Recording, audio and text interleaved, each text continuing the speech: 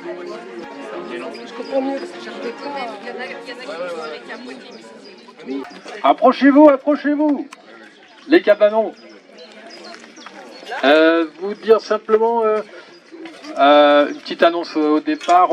Après la déambulation, on ira tous. Enfin, c'est pas qu'on vous invite, mais disons on pourrait continuer les échanges et boire un pot au Cessonnet, au bistrot qui est juste dans le bourg, pour prendre un pot. Puis il y a un concert, je crois, à 17h. Voilà. Et puis je voudrais aussi vous annoncer la deuxième édition des Mercredis du Valais cet été, organisée par l'association Hasard, etc. Je crois, c'est ça, Hasard, etc. Donc qui auront lieu 4 mercredis, les 2 derniers mercredis de juillet et les 2 premiers d'août. Donc ici, l'année dernière, ça avait réuni une foule assez énorme. On ne voyait plus l'esplanade ni la plage, c'était noir de monde. Il y avait de la musique, du théâtre et c'était très sympa. Quoi dire d'autre? Je voudrais encore remercier le général de Gaulle pour le jeu de mots qu'on a trouvé grâce à lui.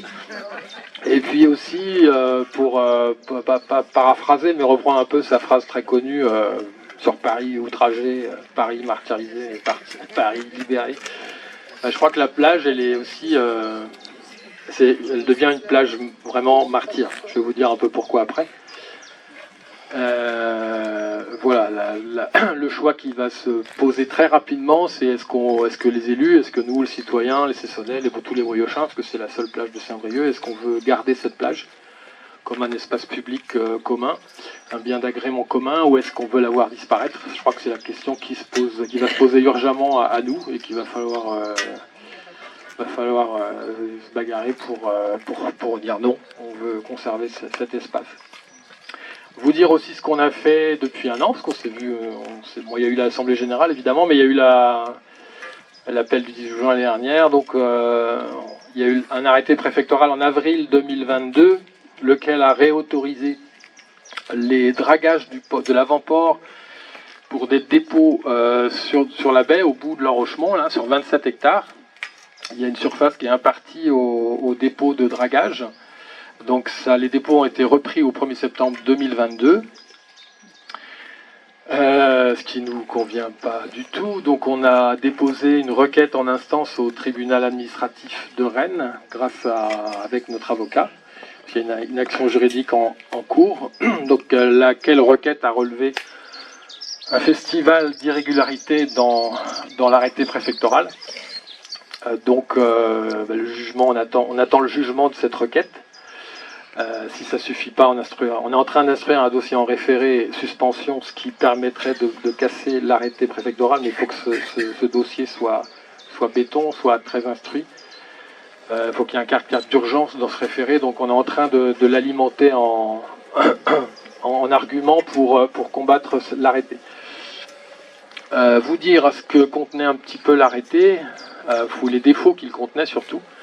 C'est que, par exemple, aucune étude n'a été faite sur... les dépôts de dragage ont repris pour 140 000 mètres cubes par an. 140 000 mètres cubes et 10 000 mètres cubes sur le terre-plein. Donc, il est évident que ces vases, je vous explique un peu le circuit des vases. Et en fait, il y a un courant naturel qui est nord-sud quasiment, qui passe au bout de l'enrochement là, donc qui arrive de la gauche et qui en gros part vers la droite, vers la réserve, qui est à droite des 2 bouées qu'on voit là-bas, ce sont des balises jaunes. Donc à gauche vous avez la petite plage du Valais, parce que c'est juste, vous tirez un trait, vous avez la plage du Valais à gauche, à droite la réserve naturelle. Donc les vases elles arrivent vers la gauche, elles tournent à la pointe, les sédiments lourds, gravier, sable se déposent, ils ont créé la dune, et même depuis cette année une deuxième dune qu'on verra tout à l'heure qui est juste derrière. Et les sédiments légers, les vases, vont moitié vers la réserve qui est à droite donc, et elles tournent également au bout à la pointe de la dune et elles reviennent tourbillonner et se déposer plage du Valais. Ce qui fait que l'épaisseur de vase a augmenté considérablement plage du Valais. Et que cette dune, elle emprisonne, comme vous pouvez l'imaginer, la plage du Valais, puisque là, le va-et-vient naturel de la mer ne se fait plus, l'eau stagne, s'infecte et évidemment est un terreau propice à la propagation des algues vertes, comme vous pouvez le constater. Donc voilà, c'est ça le circuit des vases. Ma collègue Malika du conseil d'administration va vous distribuer des photos, vous les faites tourner entre vous. Il y en a une qui constate les vases qui sortent du port, et la deuxième qui montre en fait l'orientation des vases à la pointe de l'enrochement. Alors il n'y a pas énormément de vases sur une des deux, mais on voit le circuit que fait le courant qui porte les vases à la pointe de la dune. On vous fait passer également une analyse qu'on a faite, je vous en parlerai après. Voilà. Donc, pour en revenir à l'arrêté, aucune étude, évidemment, les vases partent vers les vases qui sont chargés en métaux lourds partent vers la réserve, laquelle est une zone, c'est à la fois la réserve naturelle de la baie de Saint-Brieuc depuis 1998. C'est aussi une zone Natura 2000 et c'est une ZNIEF, zone naturelle d'intérêt écologique, faunistique et floristique, je crois. Voilà. Donc c'est une zone d'intérêt particulier. Et donc la CCI ou la préfecture n'ont pas cru bon de mesurer l'impact que pourraient avoir ces vases dans la réserve. Donc déjà, on peut se poser la question là-dessus. Deuxièmement, les vases qui sortent du port, elles sont, comme je vous l'ai dit, évaluées à 140 000 mètres cubes par an. Et elles étaient classées à l'origine, à la demande d'autorisation, de déclaration pour reprendre ces vases. Elles étaient classées c'est un truc technique, entre N1 et N2. Donc c'était un niveau de pollution déjà important. Et donc pour ces deux raisons, la quantité de dragage demandée plus la pollution de ces vases, il aurait fallu faire une demande d'autorisation environnementale, ce qui n'a pas été fait. Et laquelle autre demande d'autorisation aurait eu pour conséquence de faire une étude d'impact beaucoup plus approfondie sur l'environnement alentour. Ça n'a pas été fait. Et enfin, je ne vais pas tout dire, parce qu'on pourrait passer un bon moment, mais quand même, ce qui est quand même assez symbolique, c'est que l'arrêté préfectoral est signé par l'ancien préfet, celui qui a précédé celui qu'on a actuellement, alors qu'il n'était plus en fonction. C'est pas étrange quand même. Bon. Voilà. Alors, il y a d'autres petites choses cocasses comme ça dans cet arrêté. Donc notre avocat a listé tout ça et donc on est en attente du jugement. Donc je disais, il y a eu un arrêt. On a constaté aussi qu'entre 2020 et 2022, donc date de reprise des dépôts de dragage, il y a eu un temps mort pendant lequel on a pu constater aussi que la dune, elle s'améliorait, elle régressait. Donc c'est aussi la preuve que ce sont bien les dépôts de dragage qui alimentent la pollution et l'envasement et la création de cette dune ici. Voilà, donc premier constat. De là, nous, notre urgence, c'est d'araser cette dune. Pourquoi? Pour que la mer revienne, fasse son nettoyage, son lessivage, nettoyage naturel, hein, de va-et-vient, en emmenant les vases ailleurs, et qu'elle rende cette plage un peu plus fréquentable. Donc ce qui a été convenu récemment avec... alors, c'est une demande qui devient urgente parce que la plage est en train de mourir, alors qu'on l'avait demandé depuis 2019. Et il y a eu des promesses d'Alain Cadec et de M. Cardraon, ancien président du syndicat mixte du Grand Légué, pour araser cette dune, ce qui n'a pas été fait. Donc là, ça devient très urgent. On était en mairie avec M. Guillard il y a 3 semaines, et donc on a convenu ensemble avec la mairie de Saint-Brieuc d'araser cette dune pour 6000 mètres cubes. Alors je ne sais pas, je n'ai pas fait le calcul, je ne sais pas si ce sera suffisant pour faire revenir la mer. C'est déjà un volume important, donc ce qui permettrait de bien nettoyer la plage et de toute façon c'est une mesure d'urgence. Donc on a dit ok, on y va pour ça. On espère que Vive Armor, qui est co-gestionnaire de la réserve, qui est l'association environnementale qui co-gère la réserve, disent ok à ce principe, dans la mesure où la plage du Valais c'est 20 hectares, c'est pas grand chose, c'est juste cette bande là, et la réserve 1150 hectares. Donc on demande simplement qu'ils nous laissent tranquilles sur notre petit espace commun briochin. Je crois que c'est pas beaucoup demandé, hein, et à juste titre. Voilà, j'ai dit pas mal de choses. Qu'est-ce qu'on a fait d'autre? Vous trouverez en allant à la dune une buse qui sort de l'enrochement au milieu. On la voit pas bien là, mais elle est assez grosse. Hein. Peut-être la voir à peu près au niveau des arbres, du grand arbre qu'il y a au milieu du terre-plein. Il y a une buse qui sort, c'est les eaux de ruissellement, d'eau de pluie, théoriquement, de l'avant-port. On a fait analyser l'eau. Malika l'a également en main. Vous pouvez regarder, elle est chargée en germes fécaux, entérocoque et Escherichia coli. Pour, je vous dis pas le chiffre. Et en métaux lourds également. Donc tout ça, voilà, c'est encore un petit agrément supplémentaire à notre cause. Ah ben je vois que la foule arrive, c'est super. Voilà, donc c'est encore une petite attaque supplémentaire. Qu'est-ce qu'on a fait d'autre?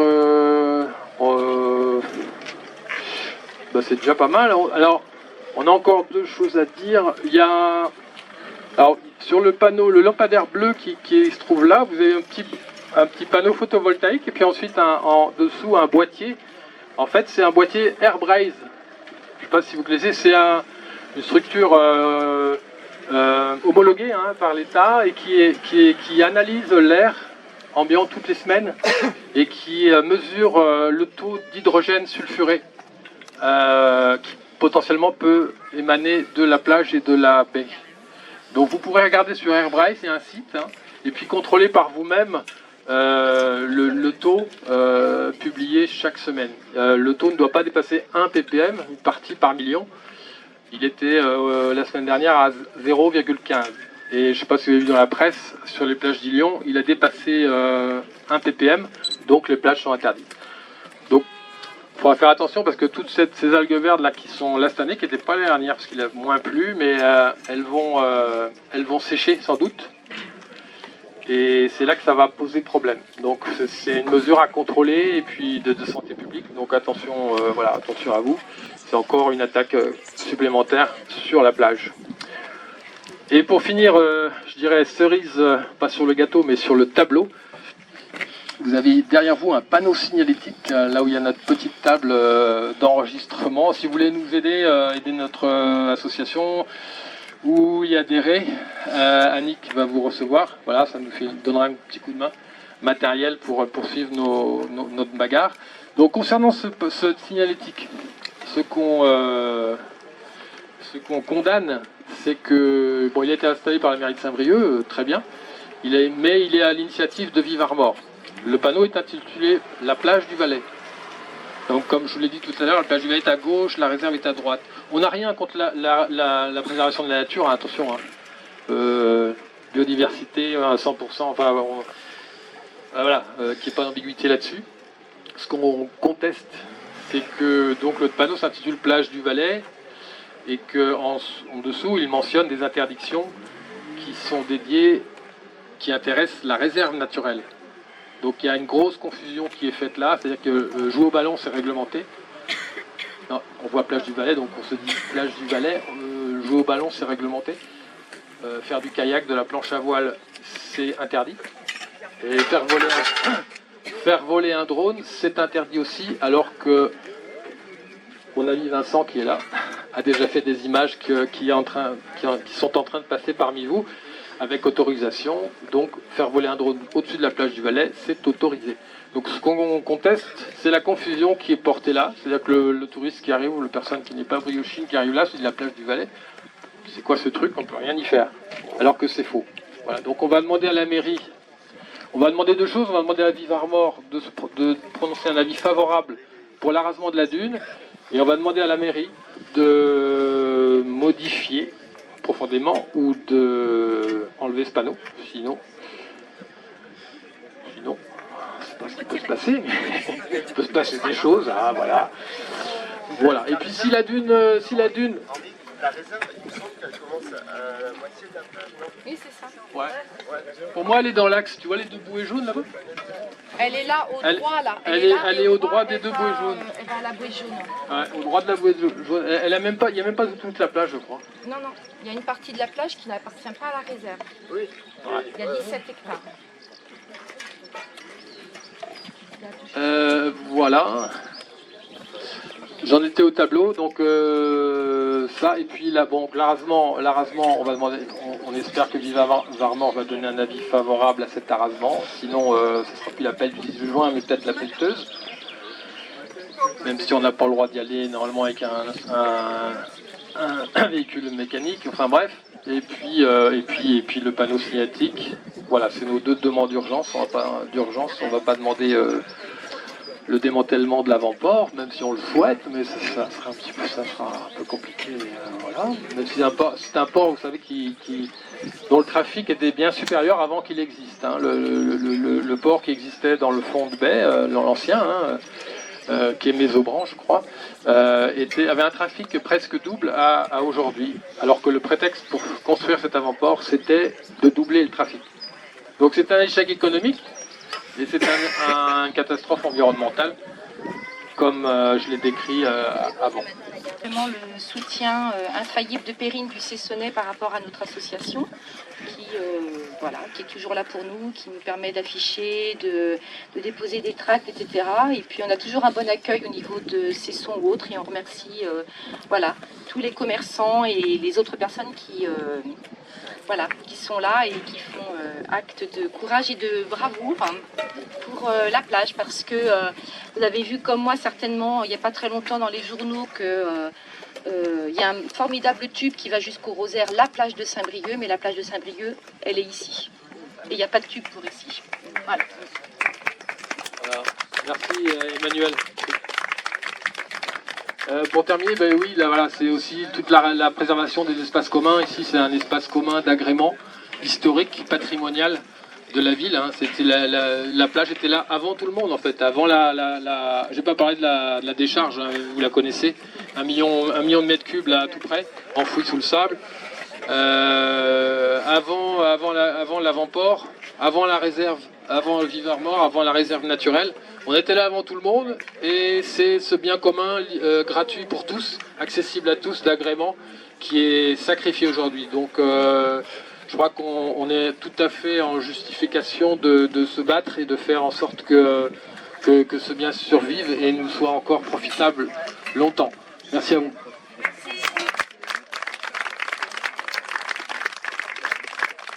Est-ce qu'il y a d'autres prises de parole? Quelqu'un veut dire quelque chose?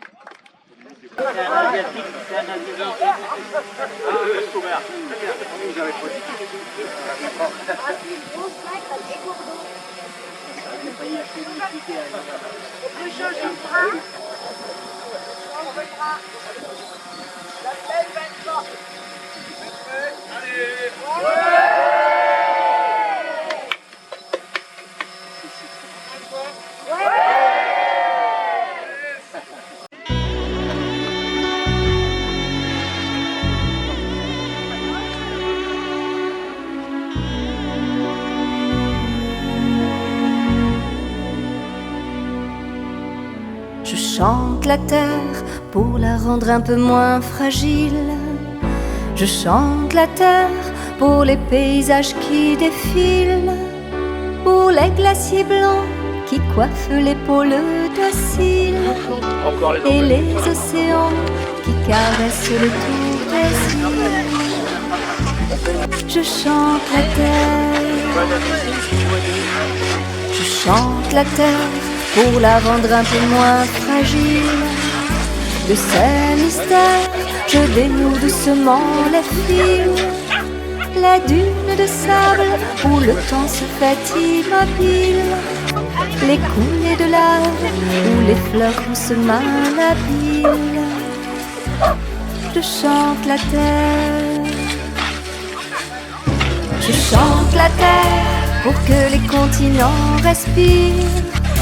Je chante la terre et je veux croire à l'équilibre de tous ces humains qui depuis si longtemps la pillent, qui oublient soudain qu'ils sont de la même famille. Je chante la terre, je chante la terre pour tant de beautés en péril. Je chante la terre pour chaque forêt du Brésil, pour les flamants roses qui tendent d'étoiles graciles, pour les éléphants au regard profond et tranquille. Je chante la terre, je chante la terre et je voudrais les hommes libres, comme des oiseaux fiers de choisir où ils vont vivre. Je chante la terre pour les souffrances de l'Afrique. Je chante la terre pour le calme des Amériques. Je chante la terre, je chante la terre pour les femmes de tous les pays. Je chante la terre qui se battent et portent la vie. Je chante la terre pour les peuples que l'on oublie. Je chante la terre pour la misère et sans-abri. Je chante la terre, je chante la terre et je voudrais les hommes libres. Je chante la terre et je veux croire à l'équilibre. Je chante la terre pour tous les enfants de demain.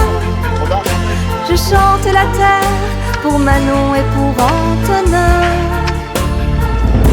Je chante la terre.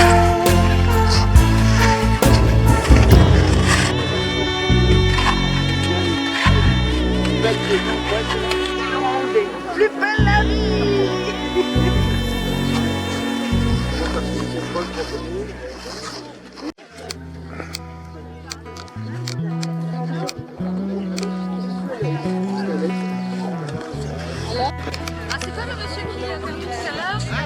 Depuis des milliards d'années, la Terre nous a tout donné. Et nous les hommes, nous en avons bien profité. Aujourd'hui, la Terre est en mauvaise santé. C'est sérieux. Il y va de l'unité, de la vie de l'humanité. Il faut réagir, se réveiller, se bouger. C'est le défi que nous avons tous à relever. Viens relever le défi pour la Terre. Il y a urgence, il y a urgence. Viens relever le défi pour la Terre. Il faut agir vite, ne plus se taire. Viens relever le défi pour la Terre. C'est pas difficile, un geste à faire. Viens relever le défi pour la Terre. De la vie demain, sois solidaire. La Terre est entre tes